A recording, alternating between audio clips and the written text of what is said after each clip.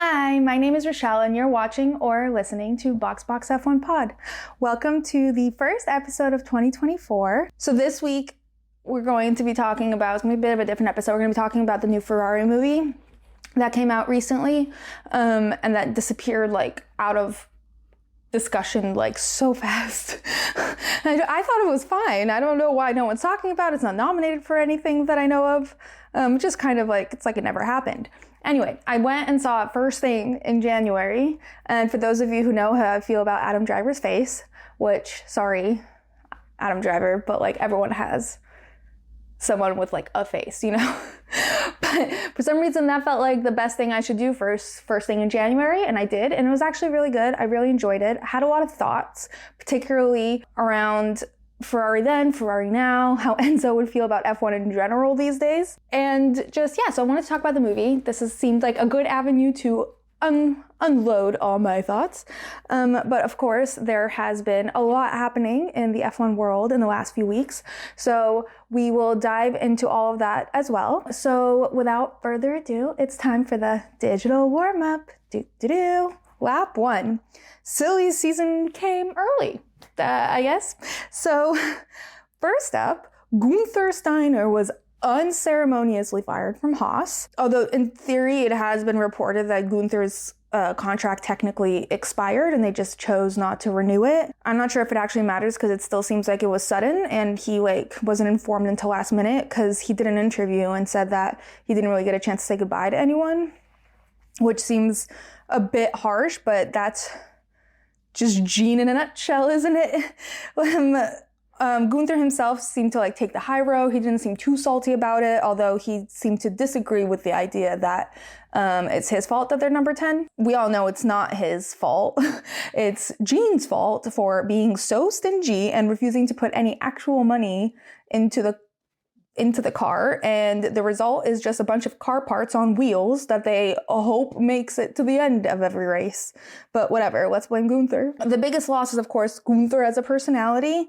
Apparently Netflix is devastated. Guenther said they can send him a check and he's happy to come on board. But it's really tragic. It is a huge loss for Netflix. He was a major personality there, and just, I still can't understand. Like, Gene really needs to reassess his priorities. Like, it's clearly not Guenther's fault. I'm not saying that Guenther's the key, but like, you know. In other news, the team formerly known as Alfa Romeo is now Stake F1 Team Kick Sauber. We all knew that Alfa Romeo was leaving this year, which makes me really sad because I do love Alfa Romeo as a car. And they're such like a key part of F1 history. It seems kind of sad that they're no longer going to be represented on the grid. But that's that. They're gone. Audi is coming in 2026. So we have this like awkward like interim years. And I guess they thought the best thing to do would be to name themselves Stake F1 Team Kick Sauber. Don't know why. And then the team came out and clarified that they're actually not going to be known as Stake F1 Team Kick Sauber, but just Stake F1. And I don't know if that's like colloquial or if they're like officially changing their name. I'm not entirely sure. Still kind of weird. Kick F1, Stake F1. Sauber probably would have been best, but I guess money's king. Whoever the fuck Kick is paid a lot of money. I will be going into more detail about all these name changes and everything in the 2024 primer coming out in a couple of weeks right before the season starts. But just wanted to give a quick update on everything that's been going on. But yeah, give it up for Stake F1. Does sound better than Kick, TBH, but like still. But also, like, what do Guan Yu and Valtteri drive now? Because they were driving beautiful Alfa Romeos. Are they driving Audis already? Or what are they driving? Anything they want? Alpha Tari's new name is so bad, everyone thought it was a troll. Like, everyone thought it for sure was not a real thing, but it is. It's called Visa Cash App RB. The word app is in their name. And apparently the idea is that it'll be shortened to RB by commentators because that's not going to be confusing with Red Bull and RB. And also their logo is like a bull. It's just weird. Apparently, Zach Brown has raised concerns about the relationship between AlphaTauri and Red Bull, which, considering it's literally in their name now, I think RB stands for Red Bull. It's a pretty good guess. And the picture's a bull. I mean, I can't find what the RB actually stands for, but it's less subtle than AlphaTauri. I get his concern totally. Not the only team on the grid with that connection, Williams, Mercedes. Perhaps not as overt. Williams is not Williams, Mercedes. But also, Zach Brown loves to raise concerns. Loves an open letter. Loves to not like stir the pot, but also like stir the pot. I honestly wouldn't. No, I can't say that. No, I can't say that. It's just so funny how every team principal has their own way of meddling. Like, Christian overtly stirs the pot and like has like a twinkle in his eye. Toto stirs the pot very openly, either through emotional rants or by giving very clipped like PR responses in the media where he's clearly stirring the pot, but like pretending like he's not. And then there's Zach Brown, who's raising concerns, but he's stirring the pot. There is some consistency on the grid. Charles has re-signed with Ferrari beyond the 2024 season, which almost seems worse than a multi-year deal because it just seems like he will be indefinitely suffering, like forever. Lando has also re-signed with McLaren for what was described as an extended multi-year contract. Also vague, but it seems to have an end date. And also he's not quite in the same psychological torture chamber that Charles is stuck in. And I'm sure we'll get the actual year eventually. Side note, okay, McLaren had like a weird like rebrand where they deleted their entire social presence and then posted a video to the sound of Taylor's song going, "Sorry, old Taylor can't come to the phone right now. Why? Because she's dead." And they did like this whole edit of themselves being different. And since then, it seems like they've hired like a team of like 45 social media creators because like they are pumping videos out nonstop. Part of which is Lando's contract signing photo shoot. There must have been like 40 videos specifically like about him signing, different angles, him standing in different places, him arranging something on the ground and then filming it. It's just like a lot for someone that's just continuing to do the same thing. I don't know why that's so necessary. Like, whatever. But also he is wearing the Abercrombie line of McLaren merch, which also seems a little odd.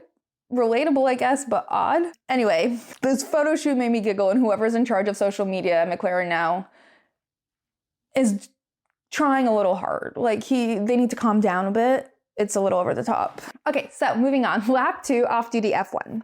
So this is more off-duty me, but I was in Mexico City for my birthday, and I saw a giant Checo piñata, like Checo's car, a piñata of Checo's car, and it was incredible. It was like probably the size of my body.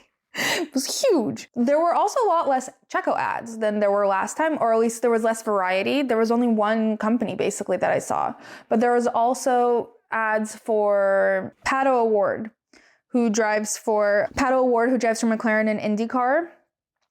We saw a couple of ads for him, but it was weird because like the resolution was so bad on it that the McLaren kit or the McLaren tracksuit or whatever, their uniform looked red. So at first we're like, oh, it's a Ferrari driver. And they're like, but that's not a Ferrari face. There are very specific faces that are a Ferrari and that's not it. And then we realized it was just like a very discolored orange. But also, sorry, more on me. For my birthday, my friend sent me a couple of really cool, I got an Alex Albon t-shirt, first of all, from one friend. And then another friend sent me this cute little, Carlos car. Very cute.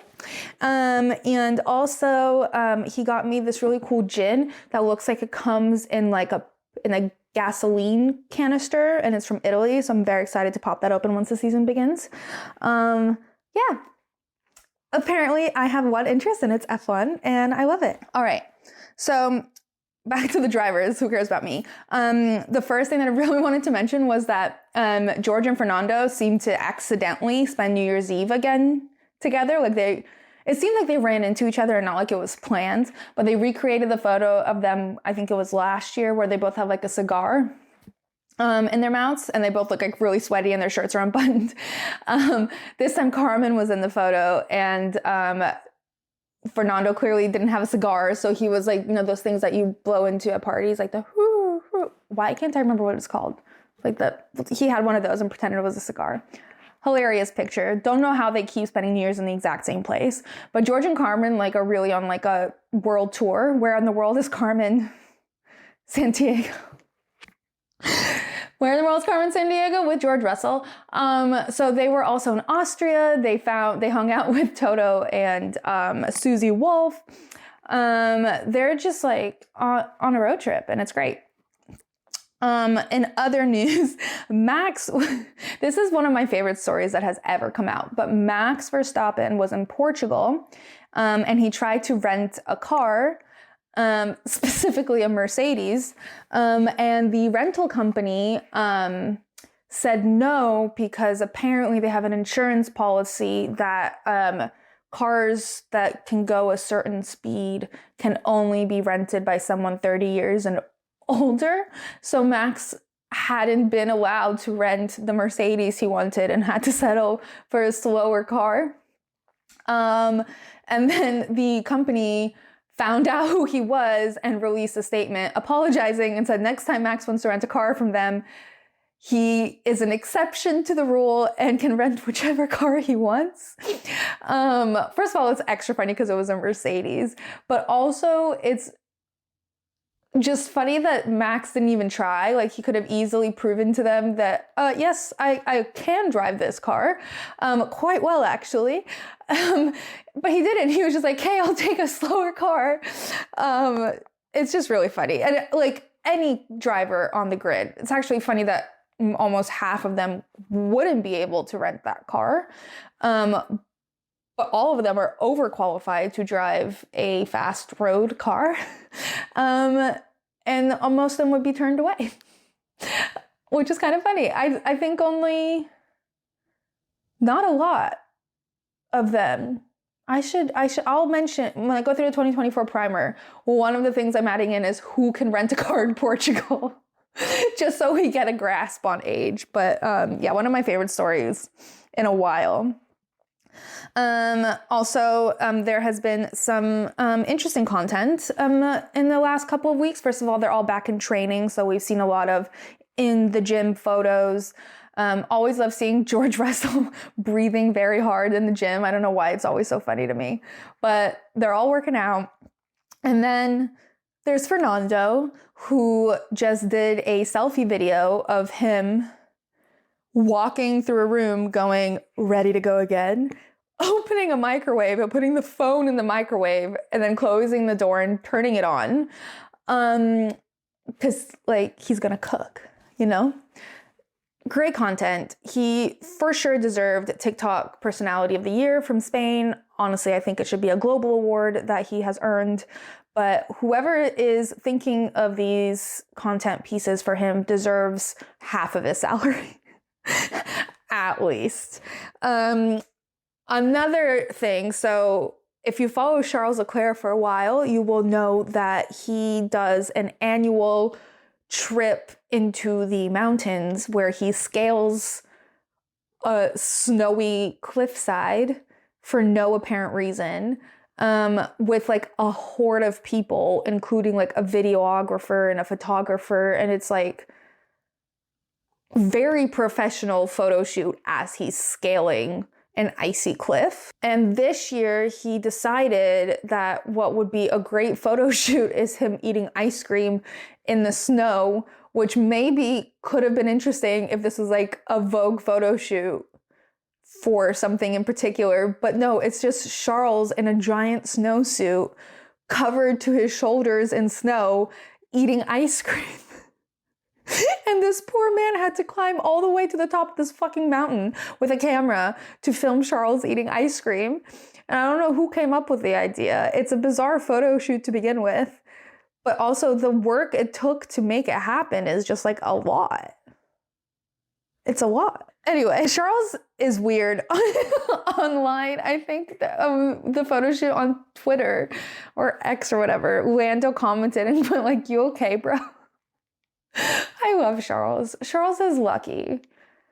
He's beautiful and sweet and charming and all the weird stuff you just ignore. Anyway. Before we end today's digital warm-up, I wanted to go through a couple of throwbacks because these videos resurfaced for me and they were wild. I will link both of them obviously in the show notes, but the first one is of Mark Webber.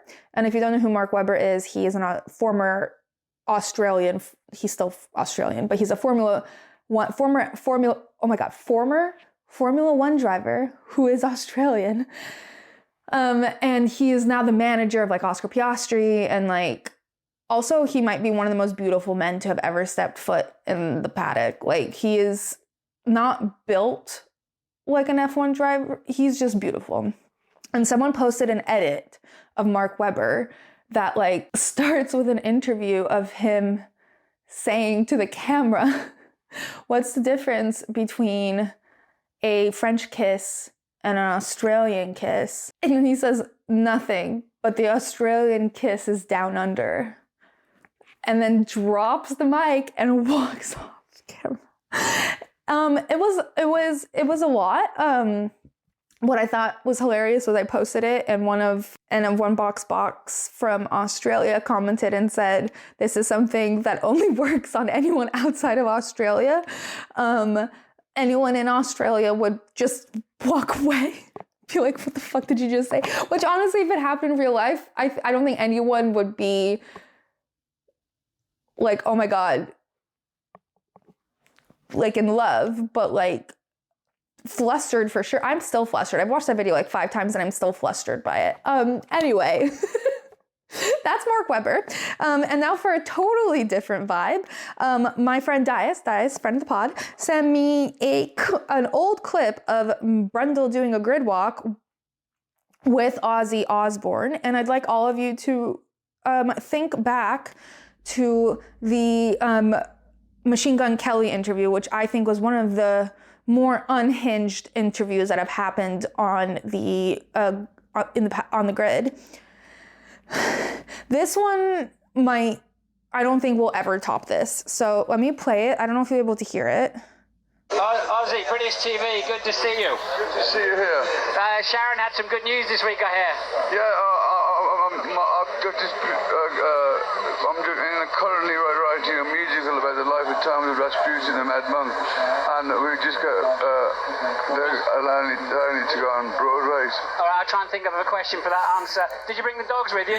No, they're all at home shitting. Excellent, thank you very much. I think we'll move on.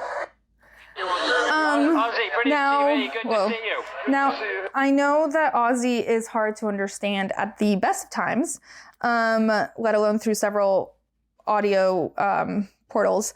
But just to recap what he said there, Brundle said, "I hear Sharon has had some good news this week," which I don't know, maybe she was pregnant or something. I don't know what happened in that particular year. That was good news for them. And Ozzy responds, "Yeah, I'm writing a musical about Rasputin for Broadway." Which, by the way, is that like the original Hamilton?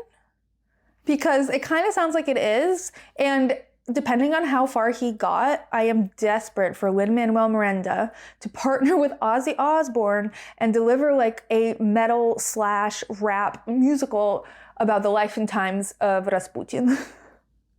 And then Brundle responds with, "I don't know what to say to that, but how are the dogs? Or are you here without the dogs?" or something along those lines. And Ozzy goes, "Yeah, they're at home shitting." And Brundle goes, "Okay, I think I'll move on now. Bye." So I think the year of that interview, let's see. I don't know. The only thing I found was an article about Ozzy Osbourne thinking about a Rasputin musical in 2003. So at least 20 years ago, which means that Brundle has had 20 years to perfect his grid walk, and yet they're always awkward. Not that this one can be fully put on him or at all put on him, but his responses are just always so awkward and uncomfortable. He's like, well, I'll leave now. That's what happened with MGK, where he's like, oh, do an air guitar. He's like, I'm leaving. And he's like, oh, no, do a piano. And he's like, I'm going now. And he starts these conversations and then wants to exit immediately. It's quite funny. Anyway, those were the two throwback ones. And I think with that, we're going to end the digital warm-up. On to Ferrari. I was going to say race rhyme, but there's a race rhyme. All right, on to Ferrari. All right, so let's talk the Ferrari movie. Spoiler alert, there will be spoilers in this, although I'm not entirely sure if it's a spoiler since it happened in real life. So, side note, super quick. A couple years ago, after Bohemian Rhapsody came out, it's been about a year since Bohemian Rhapsody came out, and I was watching it with my friend, and we were a few minutes into the movie, not a few minutes, we're like 30 minutes in, and I say something like, oh my God, I can't believe Freddie Mercury's dead or something. And my friend goes, he's dead? And I'm like, yeah, he died from AIDS. And she's like, he's gay? And then she got so mad that I ruined the movie for her. But it's a biography, and those are quite well-known facts about Freddie Mercury, that he was gay and that he is dead. And also that he was an exceptional musician. That part she knew. The rest of it was a total surprise, and I don't think she's forgiven me yet. And I don't think I'm at fault, because it is real life facts. I didn't spoil history for her. Anyway, this will contain spoilers was the point of that anecdote. So the movie is basically around Enzo Ferrari, specifically in the year 1957, which was a particularly tumultuous year for the man, personally and professionally, and the movie tries to show both of those sides of him in parallel, but there's so much overlap between the two, so many themes overlap between his personal life and his private life that it's almost hard to separate. And so I'll talk about both, and I'll talk about those themes that permeate through both, but for context, the film is sort of leading up to the 1957 Mila. I think it's just Mila. Mia. Look, I just don't want to become that girl on TikTok who tried to say Aglio and Elio, but she tried to say it in Italian, and she was like, Aglio, Elio. And now the entire internet's making fun of her because she overdid it. Not trying to make that happen, but this race has a lot of L's in it, and I'm not entirely sure how to pronounce them.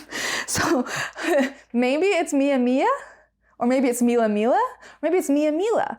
Anyway, it's a 1,000-mile round-trip race on Italian public roads that happened every single year up until, 1957, when the result was so traumatic that the Italian government has still not recovered. So in 1957, a Ferrari driver, Alfonso de Portago, snagged something on the road, just 40-ish miles from the finish line, but it popped his tire, which, to be fair, 40 miles from the finish line of a 1,000-mile race, those tires were tired, but they popped, and it sent him flying. He hit a telephone pole, hit spectators, and then landed in a river. 10 spectators died, 5 of them were kids, and over 20 people were injured. And the movie doesn't end up showing this, but just for some real life context, history spoiler, Enzo did go to court. He was sued for manslaughter or unintentional manslaughter, some form of manslaughter, but was found not guilty as they were able to prove that the accident was caused by the tire ripping due to something on the road rather than a car error. or an engineering mistake, which, to be fair, do not blame the Italian people for thinking it was an engineering mistake. But anyway, this race was sort of like the very end of the film. The rest of the film focuses on Enzo building cars, testing cars, promoting the cars through media, assembling a team of drivers, coaching them. And all of that is set to all of the things happening in his personal life. And I do think that the personal stuff was meant to humanize Enzo. Not sure they succeeded, but a lot of the same themes show up in both sides of his life at the time. First of all, his selfishness. He puts his needs and wants above everyone else's at all times. And his only need and want in life is to create the perfectly engineered car. And his die-hard belief that nothing is better than Ferrari and anything that's wrong with the Ferrari is not Ferrari's fault. But anyway, this selfishness is very evident in his personal relationships as well, particularly with his wife, Laura. So basically, context on his personal life, Enzo lives in Modena / Maranello, where Maranello is where the factory is, Modena is where he grew up. Pretty sure his residence is in Maranello, but I think those two are so close to each other that it's just like basically one entity in his life. And the only thing not in Modena / Maranello is his mistress and child that live slightly outside of both of those towns. His mistress is played by Shailene Woodley, who seems to have spent the entire film debating whether she should have an Italian accent. And she also seemed to change her mind every 2 words. So she's like, says one word with an Italian accent and then goes straight into an American accent. And just really couldn't seem to make up her mind. She just should have stuck to American because she clearly cannot commit to an Italian accent. On the other side, we have his actual wife, played by Penelope Cruz, who is so good in this movie. They really tried to make her look disheveled, bordering a mental breakdown, frumpy, but it's Penelope Cruz, so she's just a beautiful woman who looks distressed. She lives in their Maranello residence, and she's in charge of the finances for Ferrari, which struggle all on its own. And she also is his wife. So she fields like all his calls, and there are a lot of calls, like all day. Literally, anytime someone sees a race car driver, like in Italy, they'll call Ferrari. They'll call Enzo. And Penelope will pick up. She's like, oh yes, I will tell him. And then hangs up like really angry because he's not there. He was sleeping at his mistress's house. And she's like pacing back and forth. And then when he finally graces her with his presence, she shoots at him. I think she has actually pretty good aim. She just wasn't aiming at him. But she leaves and walks by his mother, who like stares at her and she's like, the fuck? And she's like, I let him live. Telling you, Penelope was iconic, and I really hope Laura Ferrari was actually equally as iconic as Penelope Cruz portrayed her to be. To put up with Enzo, though, you do have to be quite the woman. Like, he sucks. He's a genius, but he sucks. In his career, this selfishness is reflected in his finances, sort of, because like he is like only committed to creating the most perfect car ever. He is driven by perfectionism, and as a result, the finances suffer because he puts all of his money into creating the perfect race car. He could be putting more money into creating more road cars. I think they produce like 10 in a year at the time, and so that he could fund F1, but he doesn't really do that, or he does do that, but not at the speed at which he could, because even his road cars, he wants to be flawless, so the result is 10 a year. There's a literal quote from his business partner who says, I could run Portugal on the amount you spend on racing. This was basically during a conversation where his partner was telling him he's broke AF because he spends all his money and doesn't make anything, and he needs to sell the company in order to be funded, and he starts naming potential buyers. One of these potential buyers is Jaguar, to which Enzo responds, Jaguar races to sell cars. I sell cars to race. We are completely different organisms. Which, fair. Ferrari still, although they are producing more than 10 cars a year now, they still, in theory, sell road cars to race. Like, I think they made more, I think I read somewhere that they made more money off of merch than they did off of their road cars, which they could make more of if they, made more cars. And this is also, like, we've seen this story before, right? Like, one of the other options to sell to is Ford, which, like, greatly insults Enzo that he would ever sell to an American, let alone Ford, who, like, shuffles out, like, thousands of cars a year because of the whole efficiency thing, God forbid.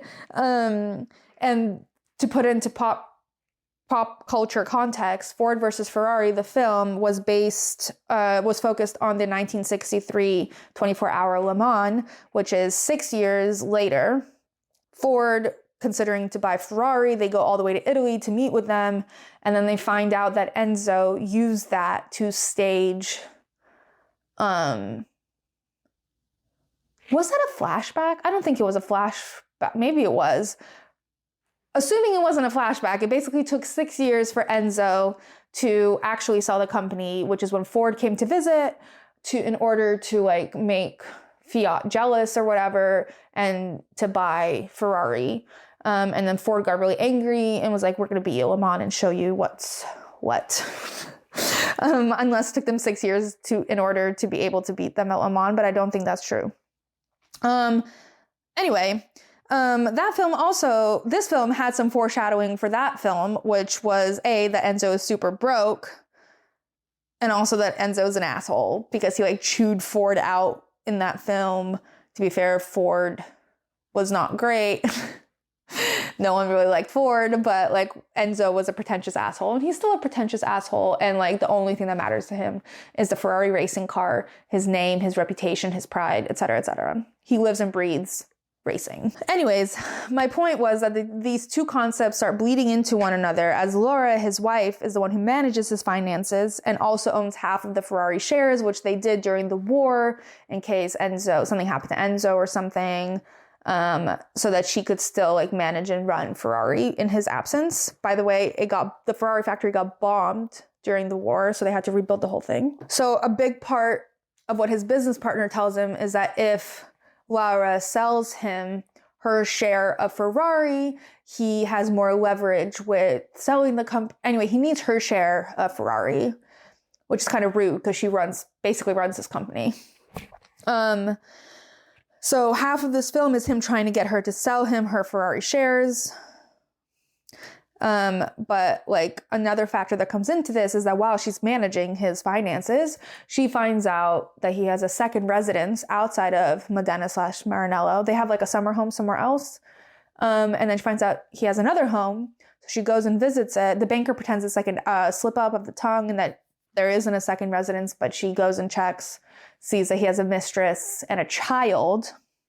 And it, like, literally breaks her heart because even though they're, like, pretty estranged and she's assumed this whole time he's sleeping around, I think she had an easier time accepting that he was just sleeping around with a bunch of people rather than having, like, a single mistress that he's in love with and has a second child with, particularly in the context of their son's death, which I'll get to in a moment.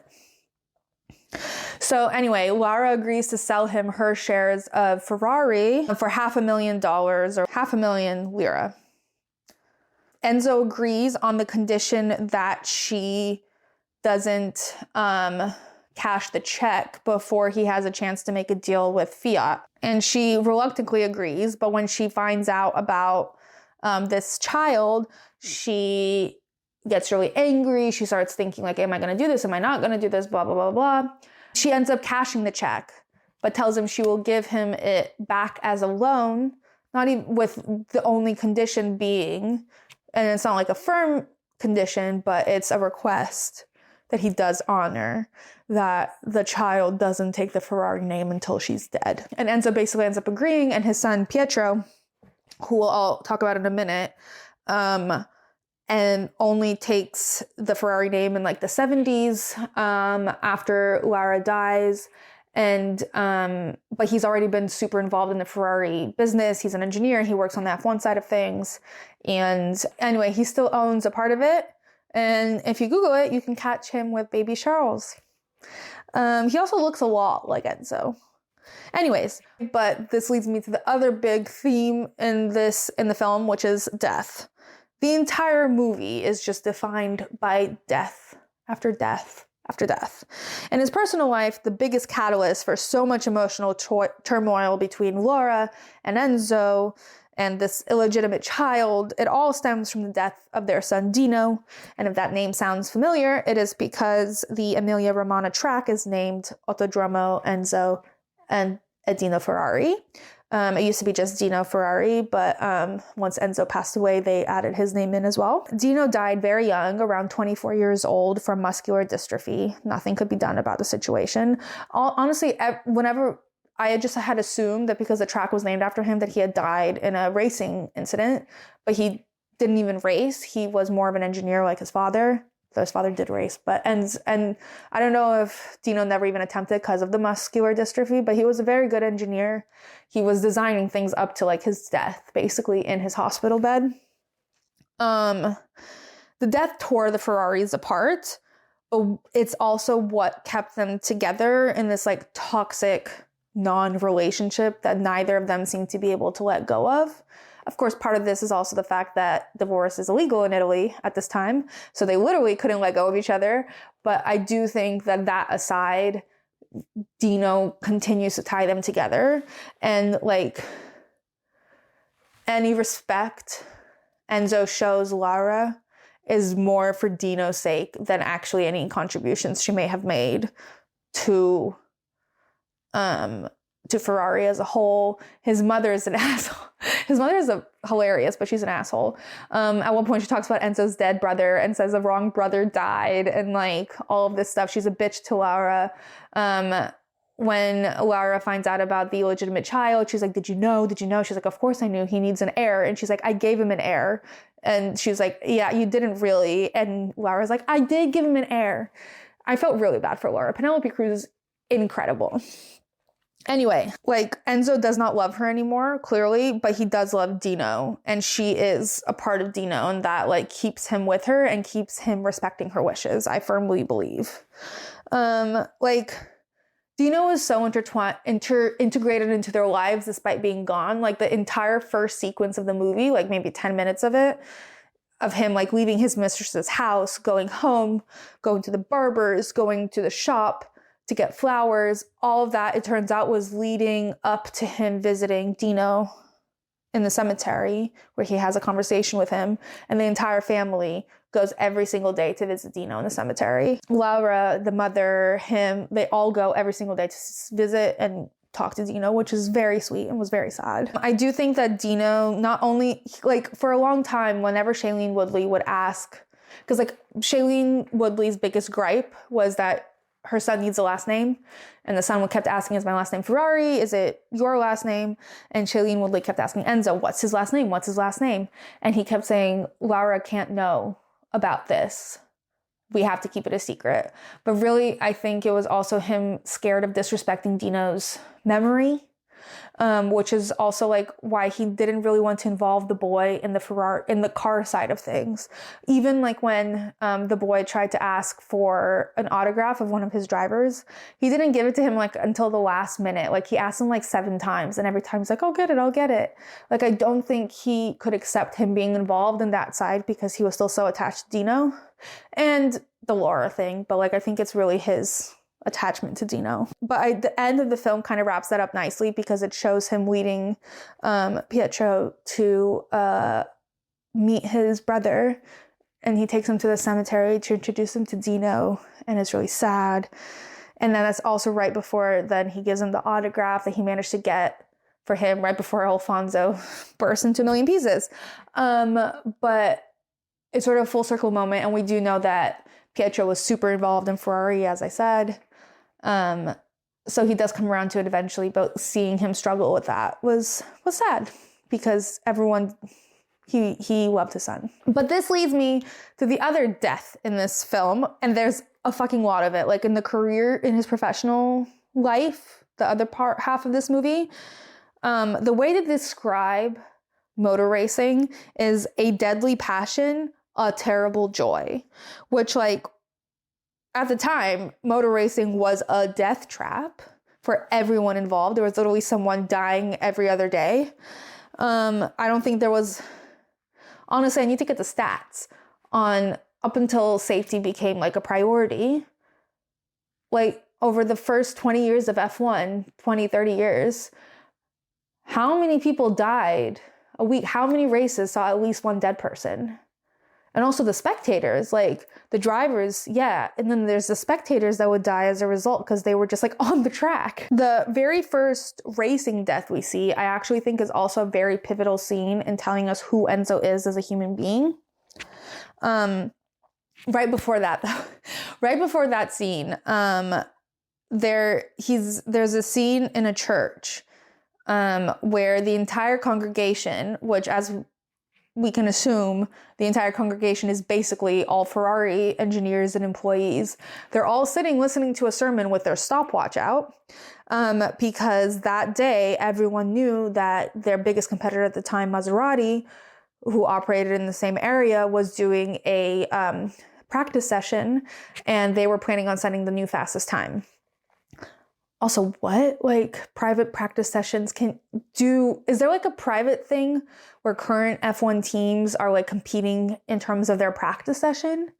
Because I've never heard of that, but like they all knew there was going to be this private practice session where they're going to set a fastest time with their new car, and they were all waiting to time it to see if they need to top it.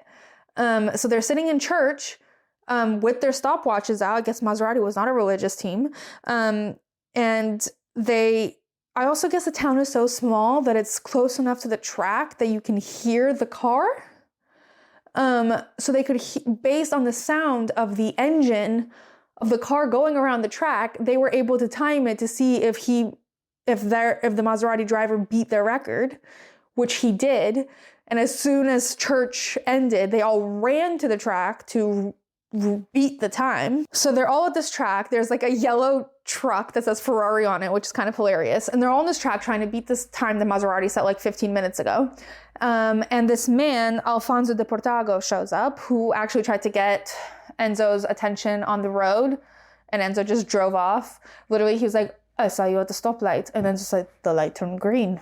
What can I do?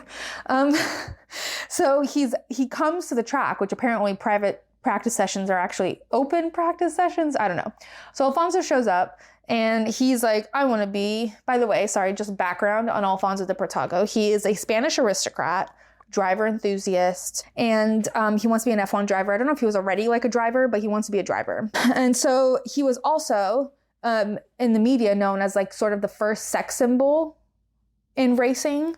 Like his love life was reported on endlessly in the media. And there's actually one really fun scene where Enzo was trying to figure out his dating history. Like him and his friend were having like wine or whatever, and they were trying to figure out what Alfonso's dating history is. And it's so box coded.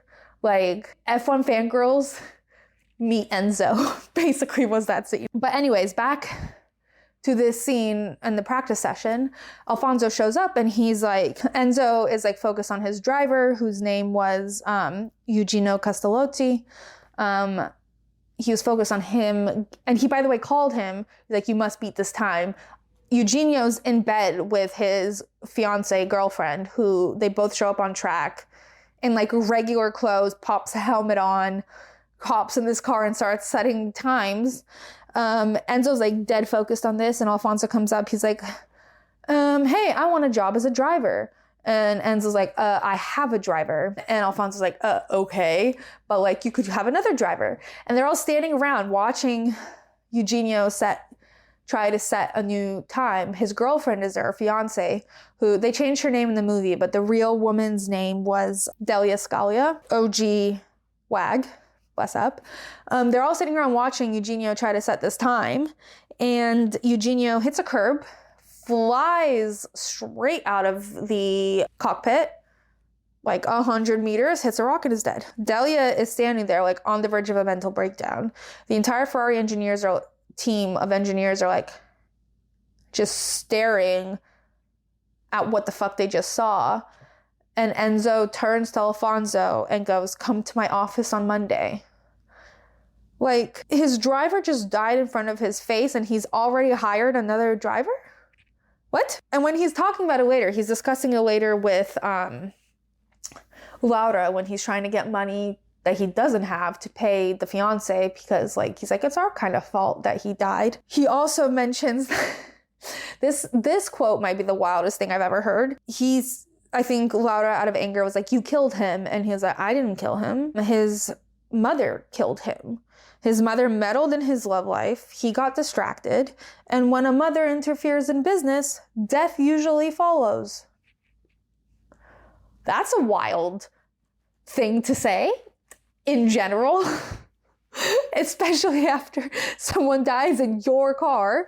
I understand he hit a curb, but like, bro, I know they experienced a lot of death in those days, and sometimes the best way to deal with it is to sort of disassociate. Sometimes when death is so part of your job, like the best way to handle it, like soldiers or doctors or whatever, like to disassociate with it so it's not eating you up every second of every day. I get that, and I get that he had to develop, like after he like talked about it, like when your friends die every other day, like you have to like learn to live with it. But I still think this scene is a very good representation of Enzo because all he cared about was racing. And as someone is like dead in front of his face, he's already hiring his replacement, you know? Like, Ferrari racing car is all he cares about. He lives and dies by it. Or I guess others die by it. But life and death, that's all it is for him. All right.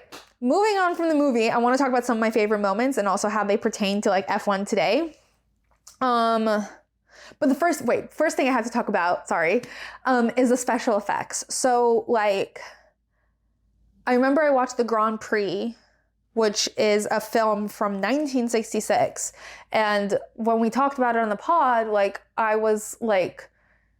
thought it was so funny the way they demonstrated death. Cause like they literally just threw a doll in front of the camera into like rocks. And we're like, oh, he's dead. And at the time I thought it was like lack of special effects in 1966. And that's the only way they knew how to demonstrate death was to like throw something out of a toy car in front of the camera and pretend that it was like a real life person. I'm not sure that it was like a time, like an era constraint, you know, like because Michael Mann has access to all the best technology, special effects, whatever in the world. And his car deaths looked exactly the same as they did in 1966. It looked like a doll was just thrown into some rocks or into a tree, or like when they showed Alfonso dead at the end, it kind of just looked like he was a doll. I don't know if that's to demonstrate how lifeless a driver will look when they were thrown from a car in that time period. I don't know if that's the purpose. There's no reason, unless it's intentional, for Michael Mann to demonstrate death in this way. I just can't figure out what the intention was because it looks ridiculous. And like, I feel like if they had made it look more realistic, there would be more of an emotional tie to it because these deaths are tragic. But when it looks like a doll is being thrown off camera somewhere, it just kind of made me giggle. And I don't want to be giggling at these people's deaths, you know? Anyway, I think what the movie captured really well is the attitude and the approach to racing that both Ferrari, the team, and its fans, like the Tifosi, have even today. One thing that I think was really funny was like halfway through the last race, the Mila, whatever, the 1,000-mile race, was one of the drivers took a bite out of a banana before jumping back into the car and continuing to race. And he like threw the banana at an engineer, and then that engineer handed the banana off to another engineer, and that engineer handed it off to another engineer. And then someone just like handed it to a child and was like, "Do you want Colin's banana?" And the child was like, "Yeah, I want Colin's banana." And it's just so like fangirl coded. Like, imagine Charles's half-eaten banana and how well it would do on eBay. So well. Okay, so another thing, so this is in the church scene where everyone had their stopwatches out and the priest is giving his sermon. And one of the things he says, if Jesus had been born today, he would have been a Ferrari engineer. That is a wild thing for a man of God to say. That is like low-key blasphemous. I am slightly shocked that he would utter those words. But I guess if you live in Maranello, there are no carpenters. There are just Ferrari engineers. So know your audience, I guess. But I actually think he fully believed it. Anyway, another thing that was so funny to me was the rivalry between Enzo and the football manager that was in the area. I don't know what team it was. I tried to find what team it would have been. The Emilia Romagna team? I don't know. They're both in like a barber shop getting their hair cut and they're like shit talking each other. And the football manager says that his team is the pride of Emilia. And Enzo replies, I have to move my factory because your failure dispirits my drivers. Great line. Also, the Ferrari attitude in general of like, we are Ferrari, we are the best. And if something goes wrong, it's not our fault, it's your fault. And they're so focused on a perfect car that nothing else really matters. And the things that they say to the drivers is like absolutely wild to me. Like, and there are things that would never be said today. For example, like there was that scene after one of the Grand Prix where all the drivers are in a restaurant together. It's that famous restaurant in Maranello right next to the factory that Enzo always ate at. And Enzo was like pissed off. He's yelling at all of them. The driver next to him is wearing a neck brace. And Enzo's like, you do not have enough commitment to this team. You do not care enough. Blah, blah, blah, blah, blah. Can you imagine like after Daniel Ricciardo broke his wrist and had to get surgery and, Franz Toast was like, you do not have enough commitment to the scene. Fuck you. That is wild. Also, Enzo's advice before a race to one of his drivers was get the win, brake later, steal their line. You brake when you're supposed to brake, not after you win. That is terrible advice. Another hot tip, not from Enzo, just in general, that made me laugh, that would never be said today, was get the gasoline in the car, not on the driver. They were really rushing their pit stops. Anyway, halfway through the Mila, whatever, the 1,000-mile race, at one of the stops, the engineers are like trying to tell Enzo that the car is fucking destroyed and cannot be driven anymore. And the driver is listening to all of this, and Enzo's like, nah, it's fine. You can still win. Go, go, go. Bro, safety first. Another thing, paddock culture. So some things are the same, I think, like in terms of like, I think the relationship with the media. I love how people hated the media then, they hate them now, but like, it's a necessary evil. Like, Enzo knows everyone by name. He tries to forge like a personal relationship with all of the journalists.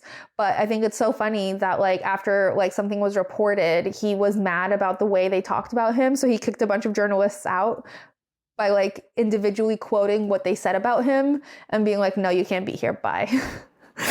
Imagine if that happened today. Imagine if Max was like, I don't like what you wrote about me. Get the fuck out.